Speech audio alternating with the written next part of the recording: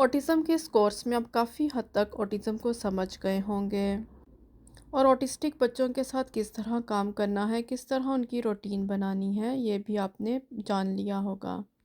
आज हम बात करेंगे आइसबर्ग मॉडल के बारे में। जब आप समंदर में आइसबर्ग देखते हैं तो इसका सिर्फ एक छोटा सा हिस्सा पानी से ऊपर होता है, लेकिन नीचे एक बहुत बड़ी चट्टान छुपी होती है।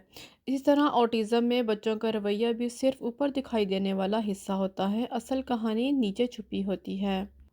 आइसबर्ग मॉडल क्यों ज़रूरी है? जब बच्चा कोई नामुनासिब रवैया दिखाता है, जैसे रोना, चीखना या चीज़ें फेंकना, तो हम सिर्फ देखते हैं जो सतह पर नज़र आता है, लेकिन बर्फ़ानी तोदे की तरह बर्फ़ का सिर्फ 10% हिस्सा पानी के ऊपर होता है, लेकिन 90% हिस्सा नीचे छुपा होता है।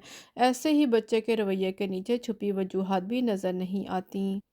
जैसे रोने या चीखने की वजह में भी ये हो सकती है कि बच्चा सुनने या समझने में मुश्किल महसूस कर रहा है, या उसे तब्दीली का डर है जिसे हम डिज़ायर ऑफ सेमनेस भी कहेंगे, या कोई सेंसरी मसले हैं जिसकी वजह से बच्चा इस तरह का बिहेवियर शो कर रहा है, या वो इस वजह से कर रहा है उसको एंग्जाइटी हो रही है कि वो अपनी ज़रूरियत का इजहार नहीं कर पा रहा।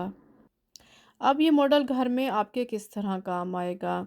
ये इस तरह काम आएगा, व्हाट में आप लिखेंगे क्या हो रहा है, जैसे बच्चा को चीख रहा है, मना कर रहा है किसी चीज़ से या कोई चीज़ छीन रहा है। तो इसमें आप पहचानेंगे कि बच्चा क्या कर रहा है। फिर आप वाई के बारे में लिखेंगे, जो नीचे बर्फ़ का तोदा है। फिर सोचें कि इस रवैये के पीछे कौन सी वजह छुपी हो सकती है।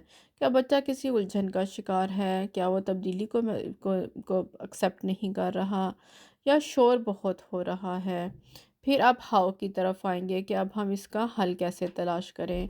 जैसे विजुअल सपोर्ट आप दे सकते हैं, बच्चे की रूटीन हो सकती है, तस्वीरें हो सकती हैं, पैक्स का इस्तेमाल हो सकता है, या आहिस्ता आहिस्ता माहौल से मुतारिफ़ कराना हो सकता है। आइसबर्ग मॉडल का फ़ायदा क्या है? इसका फ़ायदा ये होगा कि बच्चे को समझने में आसानी होगी। पेरेंट्स के लिए कम रोना या कम गुस्सा आएगा बच्चे को। बच्चा अपनी बात बेहतर अंदाज में बता सकेगा। वालिदैन ज़्यादा पुरसकून और ख़ुद एतमाद होंगे। अब आप सादा कागज़ पर घर पे आइसबर्ग बनाएंगे, जिसमें सबसे ऊपर लिखेंगे व्हाट, यानी बच्चे का वो रवैया जो आप देख रहे हैं। फिर नीचे आप लिखेंगे वाई, कि उसकी क्या मुमकिन वजूहात हो सकती हैं, जैसे मे बी रोशनी ज़्यादा है कमरे में, या बहुत ज़्यादा शोर है, यानी कि सेंसरी इश्यूज़ आप लिखेंगे, या फिर उसकी वजह तब्दीली का डर यानी कि फेयर ऑफ चेंज, या फिर डिज़ायर ऑफ सेमनेस है, या फिर समझ ना आने वाली ज़बान या हदायत हैं।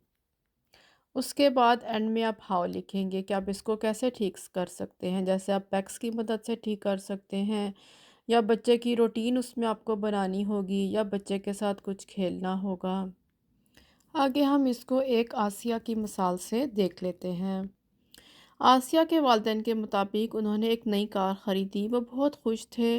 वो लेके आसिया को शोरूम में गए ताकि वो नई कार में बैठेगी। उनके जहन में था कि वो नई कार में बैठेगी और वो बहुत खुशी महसूस करेगी, लेकिन आसिया ने कार में बैठने से इनकार कर दिया और बहुत ज़्यादा रोना शुरू कर दिया, और वो ये कहने लगी, नीली कार, नीली कार। तो पता ये चला कि जो नीली कार थी वो उनकी पुराने वाली कार थी, और वो उसी कार में जाना चाह रही थी, वो उसी कार को पसंद करती थी।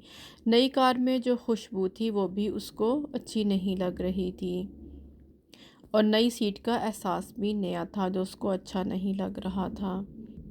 ये सब वजूहात थी जिसकी वजह से आसिया बहुत ज़्यादा रो रही थी।